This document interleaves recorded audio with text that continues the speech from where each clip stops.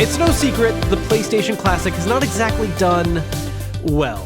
Within a month of its release, it price dropped to almost half its price from $100 down to $60, and some places even sell it below $50. So it's pretty clear that Sony has not exactly recaptured the same kind of popularity that Nintendo had with the NES and SNES Classic. Now, there are numerous reasons why this happened. We'll get into some of them, but there's one company that might actually have a solution that at least partially fixes some of the major ones, and that's 8BitDo with this little controller adapter. So why did the Classic fail? Well, once again, there are a whole lot of things, but I think there's two main reasons why it didn't do well. One, game selection, which there isn't a whole lot you can do about that post-release outside of actually full-blown hacking, homebrewing, and just putting whatever games you want on it. And that somewhat defeats the spirit of what it's supposed to be about, although I do agree, game choice, not the best possible ones. The other big problem, however, is the lack of options. Something that the NES and SNES editions did that was really appreciated by a lot of people is how much you could customize the experience of the games you're playing, changing the aspect ratio, adding borders,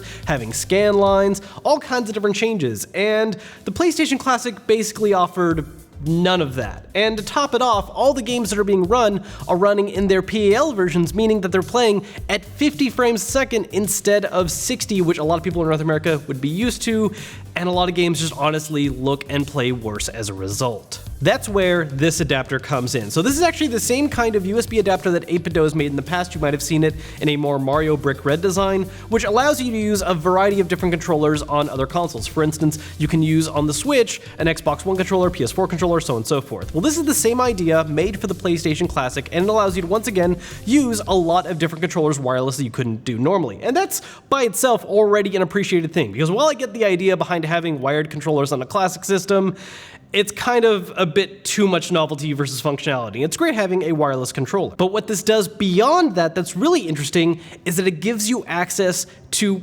basically a secret menu on the PlayStation Classic. See, the PlayStation Classic is basically just a very simple computer that runs a dedicated PlayStation emulator. An emulator that if you were running on, say, a computer, would give you access to an emulation menu where you could change all kinds of settings. Well, when Sony shipped the PlayStation Classic, obviously there's no way to access that menu using a traditional controller. But what 8BitDo has done is that with this adapter, and you're using any kind of wireless controller, whether it's an Xbox One, a DualShock, one of their Bluetooth controllers, whatever, you have access to a special shortcut where if you hit the shoulder buttons and start at the same time, voila, you have access to that emulator's options. How much does this impact the experience in the Classic, and can it save it?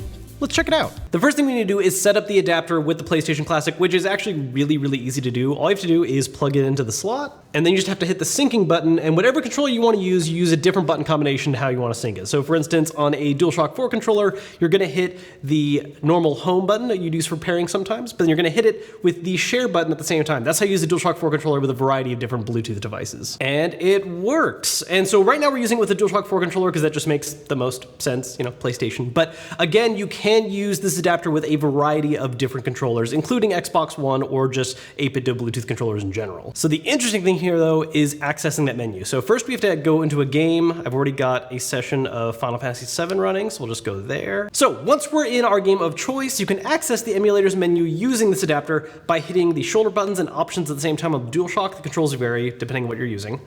We just hit that, and there's our menu. So there's actually a lot of in-depth stuff you can mess with here.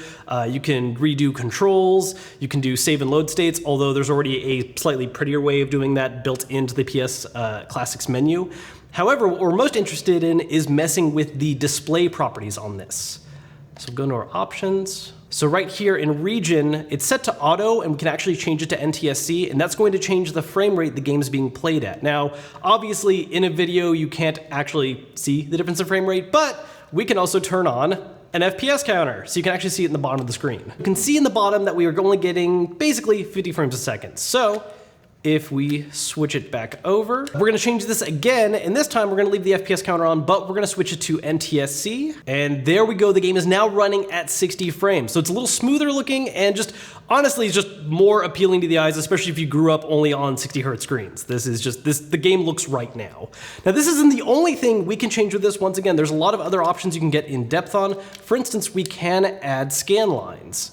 So for that, we just go to options, go to display, And then there's a toggle for turning scan lines on or off, and then you can also adjust the brightness of them, so that'll change how exactly those lines look. So if you really want an old school feeling, like if you grew up playing your original PlayStation on a CRT, this is gonna capture that appearance a little more faithfully. So yeah, here we have the game now running at 60 frames with scan lines, which just honestly looks a lot better than if we had left it the way the PlayStation Classic wanted you to play it without having them and running at that lower frame rate. Now, these are pretty in-depth emulator options. If you've never messed with an emulator before, you might want to be a little careful about what you mess with, because sometimes you can have pretty funny consequences. For instance, let's take a look at messing with the frame limit. If you go into the advanced options on the settings, you can go to what's called disable frame limiter. And what that's saying is that, hey, instead of the game running at only 50 or 60, just let it run as fast as it can run. And that might sound really good if you're used to messing with settings on modern games, but older stuff isn't always programmed that way. So if you do that, not only is the game going to run at a higher frame rate, but it's actually going to be running in a fast-forward way with even the music playing faster.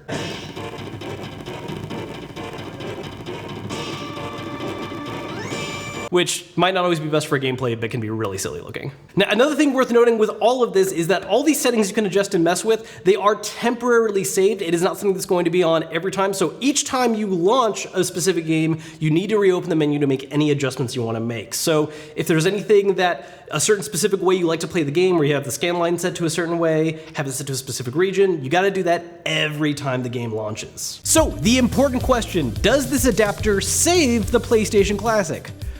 A little bit. Look, there still are some major problems the system has in general. I mean, the game library, while there are a few individual great hits, I don't think it's really a great overall crowd pleaser. But when it comes to at least getting more out of those individual games in the experience, compared to how it launched, it was $100 to come with wired controllers and all these locked settings. But now, after price drops and buying this little adapter for 80 bucks, assuming you have some kind of controller that'll be compatible with the adapter, you now have a full setup that is wireless and offers a lot more control over how the games play. I still think it doesn't match up to the same level of quality we've seen with what Nintendo's done with their classic editions, but this undoes a lot of the damage. And I think if you're a hardcore PlayStation fan, it's actually something really worth looking into.